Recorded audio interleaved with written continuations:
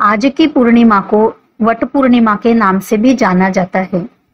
आज के दिन सभी विवाहित स्त्रियां अपने पति की लंबी आयु के लिए व्रत रखती है और उस व्रत को सावित्री व्रत भी कहा जाता है।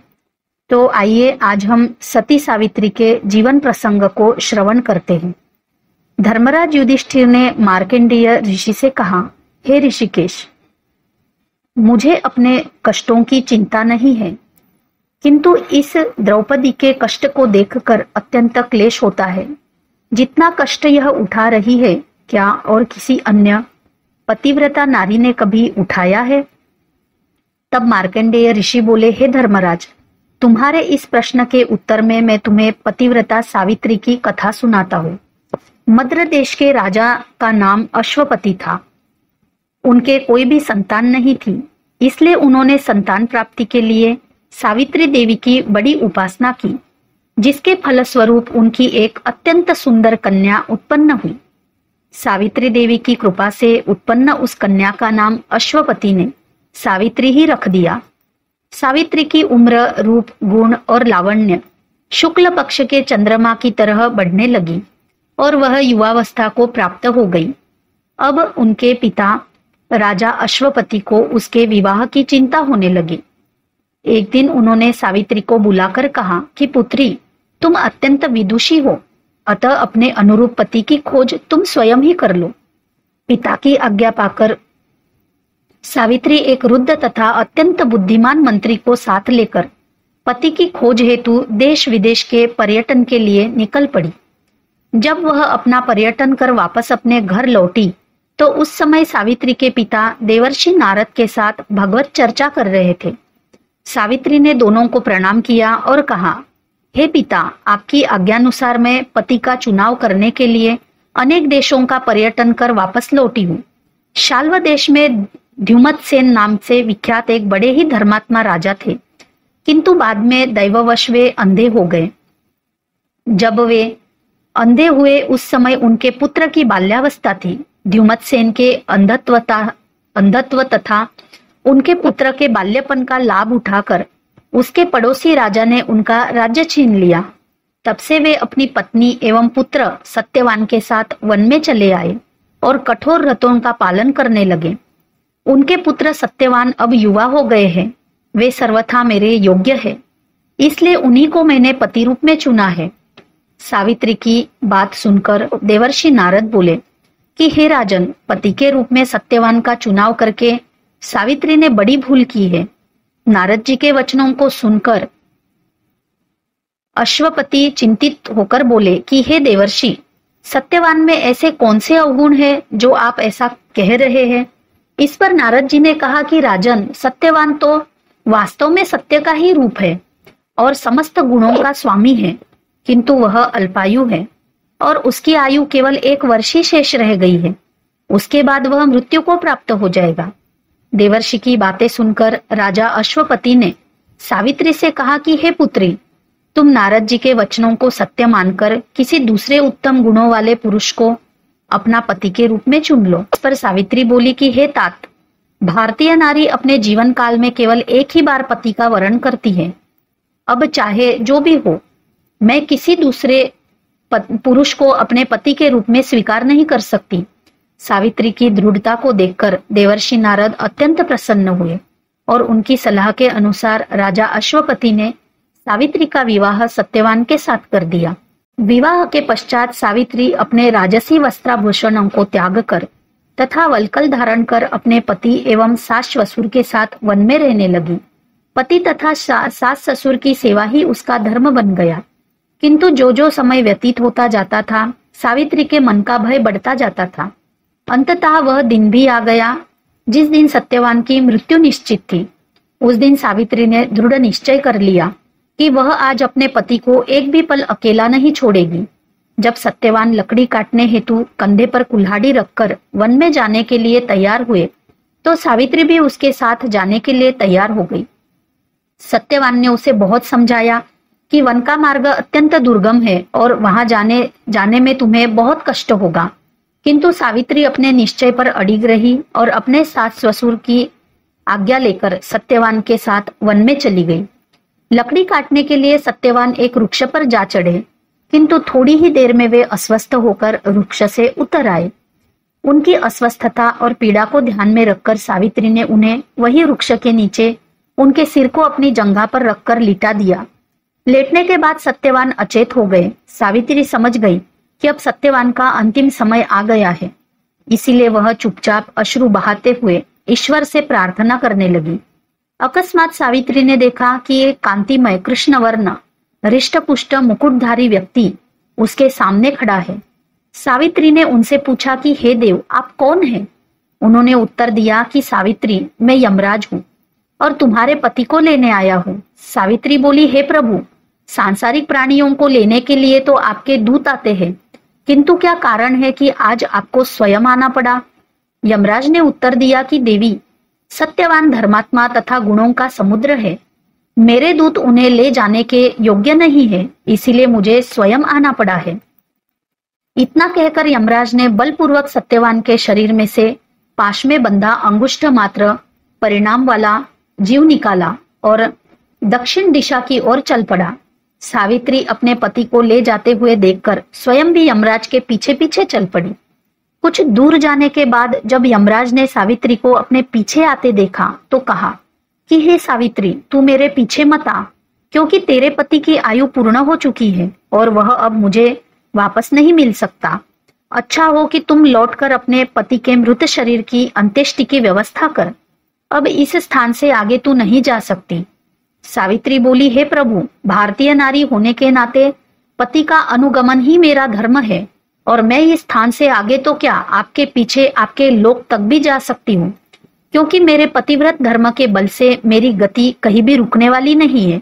यमराज बोले कि सावित्री, मैं तेरे पतिव्रत धर्म से अत्यंत प्रसन्न हूँ, इसलिए तू सत्यवान के जीवन को छोड़कर जो चाहे वह वरदान मुझसे मांग ले।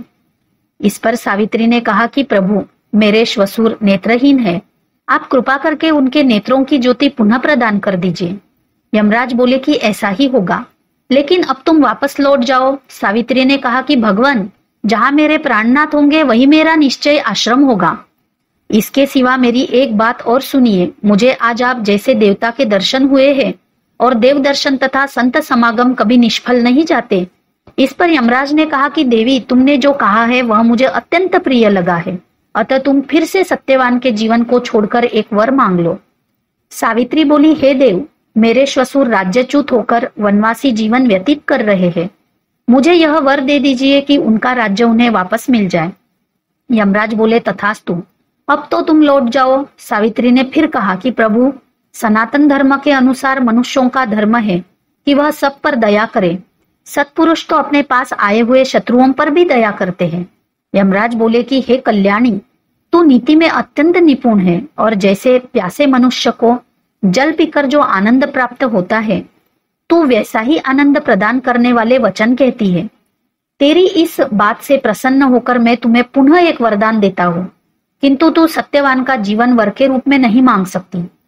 तब सावित्री ने फिर कहा कि हे यमदेव, मैं अपने पति को छोड़कर एक क्षण भी जीवित नहीं रह सकूंगी। आप तो संत हृदय है और सत्संग से हृदयता में रिद्धि ही होती है, इसीलिए संतों से सब प्रेम करते हैं। यमराज बोले कि कल्याणी, तेरे वचनों को सुनकर मैं तुझे सत्यवान के जीवन को छोड़कर एक और अंतिम वर देना चाहता हूँ कि तू इस वर के पश्चात तुम्हें वापस जाना ही होगा। सावित्री ने कहा कि प्रभु, यदि आप मुझसे इतने ही प्रसन्न हैं, तो मेरे ससुर द्युमत्सेन के कुल की वृद्धि करने के लिए मुझे 100 पुत्र प्रदान करने की कृपा करें। यमराज बोले, ठीक है, यह वर भी मैं तुम्हें देता हूँ, अब तुम यहाँ से चली जाओ। किंतु सावित्री यमराज के पीछे ही चलती रही। उसे अपने पीछे आता देख यमराज ने कहा कि सावित्री, तू मेरा कहना मानकर वापस चली जा और सत्यवान के मृत शरीर के अंतिम संस्कार की व्यवस्था कर। इस पर सावित्री बोली, हे प्रभु, आपने अभी ही मुझे 100 पुत्रों का वरदान दिया है। यदि मेरे पति का अंतिम संस्कार हो गया तो मेरे पुत्र कैसे होंगे और मेरे ससुर के कुल की वृद्धि कैसे हो पाएगी? सावित्री के वचनों को सुनकर यमराज आश्चर्य में पड़ गए और अंत में उन्होंने कहा कि सावित्री, तू अत्यंत विदुषी और चतुर है। तूने अपने वचनों से मुझे चक्कर में डाल दिया है। तू पतिव्रता है, इसीलिए जा, मैं सत्यवान को जीवनदान देता हूँ। इतना कहकर यमराज वहां से अंतर्धान हो गए और सावित्री वापस सत्यवान के शरीर के पास लौट आई। सावित्री के निकट आते ही सत्यवान की चेतना लौट आई।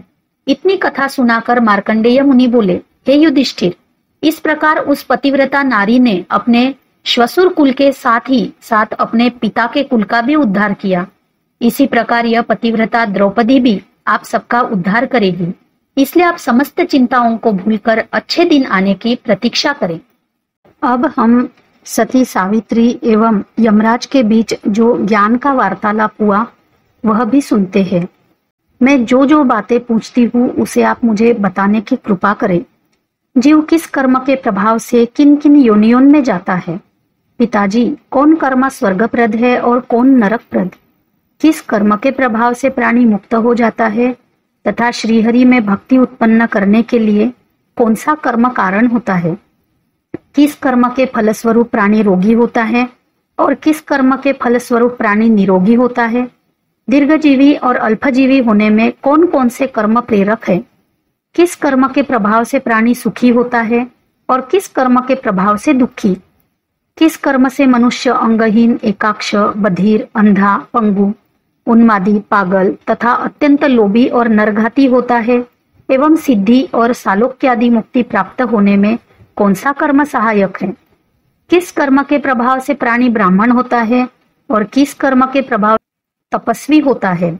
स्वर्गादि भोग प्राप्त होने में कौन कर्म साधन है? किस कर्म से प्राणी वैकुंठ में जाता है? ब्रह्मण, गोलोक, निरामय और संपूर्ण स्थानों में उत्तम धाम है। किसी कर्म के प्रभाव से उसकी प्राप्ति हो सकती है? कितने प्रकार के नरक है और उनकी कितनी संख्या और उनके क्या क्या नाम है? कौन किस नरक में जाता है और कितने समय तक वहां यातना भुगता है? किस कर्म के फल से पापियों के शरीर में कौन सी व्याधि उत्पन्न होती है? भगवान, मैंने ये जो जो प्रश्न किए हैं इन सब के उत्तर देने की आप कृपा करें। भगवान नारायण कहते हैं, नारद सावित्री के वचन सुनकर यमराज के मन में बड़ा आश्चर्य हुआ। वे हंसकर प्राणियों के कर्म विपाक कहने के लिए उद्यत हो गए। धर्मराज ने कहा, प्यारी बेटी, अभी तुम हो तो अल्पवय की बालिका, किंतु तुम्हें पूर्ण विद्वानों, ज्ञानियों और योगियों से भी बढ़कर ज्ञान प्राप्त है। पुत्री भगवती सावित्री के वरदान से तुम्हारा जन्म हुआ है। तुम उन देवी की कला हो। राजा ने तपस्या के प्रभाव से सावित्री जैसी कन्या रत्न को प्राप्त किया है। जिस प्रकार लक्ष्मी भगवान विष्णु के, भवानी शंकर के, राधा श्री कृष्ण के, सावित्री ब्रह्मा के, मूर्ति धर्म के, शत्रुपा मनु के, देवहूति करदम के, अरुंधति वशिष्ठ के, अदिति कश्यप के, अहिल्या गौतम के, शची इंद्र के, रोहिणी चंद्रमा के, रति कामदेव के, स्वाहा अग्नि के, स्वधा पितरों के, संज्ञा सूर्य के, वरुणानी वरुण के, दक्षिण यज्ञ के, पृथ्वी वाराह के और देवसेना कार्तिय के पास सौभाग्यवती प्रिया बनकर शोभा पाती है। तुम भी वैसी ही सत्यवान की प्रिया बनो। मैंने यह तुम्हें वर दे दिया। महाभागे, इसके अतिरिक्त भी जो तुम्हें अभिष्ट हो वह वर मांगो। मैं तुम्हें सभी अभिलाषित वर देने को तैयार हूँ। सावित्री बोली, महाभाग, सत्यवान के औरस अंश से मुझे 100 पुत्र प्राप्त हो, यही मेरा अभिलाषित वर है। साथ ही मेरे पिता भी 100 पुत्रों के जनक हो। मेरे ससुर को नेत्र लाभ हो और उन्हें पुनः राज्यश्री प्राप्त हो जाए, यह भी मैं चाहती हूँ। जगत प्रभु, सत्यवान के साथ में बहुत लंबे समय तक रहकर अंत में भगवान श्री हरि के धाम में चली जाऊं, यह वर भी देने की मुझे कृपा करो। प्रभु, मुझे जीव के कर्म का विपाक तथा विश्व से तर जाने का उपाय भी सुनने के लिए मन में महान कौतूहल हो रहा है, अतः आप मुझे यह भी बतावे। तब धर्मराज ने कहा, महासाध्वी, तुम्हारे संपूर्ण मनोरथ पूर्ण होंगे। अब मैं प्राणियों का कर्म विपाक कहता हूँ, सुनो।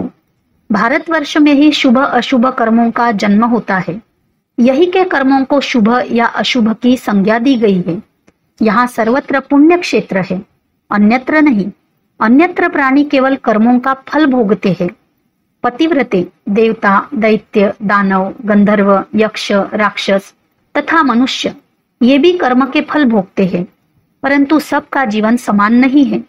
उनमें से मानव ही कर्म का जनक होता है, अर्थात मनुष्य योनि में ही शुभाशुभ कर्म किए जाते हैं, जिनका फल सर्वत्र सभी योनियों में भोगना पड़ता है। विशिष्ट जीवधारी विशेषतः मानव ही सब योनियों में कर्मों का फल भोगते हैं और सभी योनियों में भटकते हैं। वे पूर्व जन्म का किया हुआ शुभाशुभ कर्म भोगते हैं।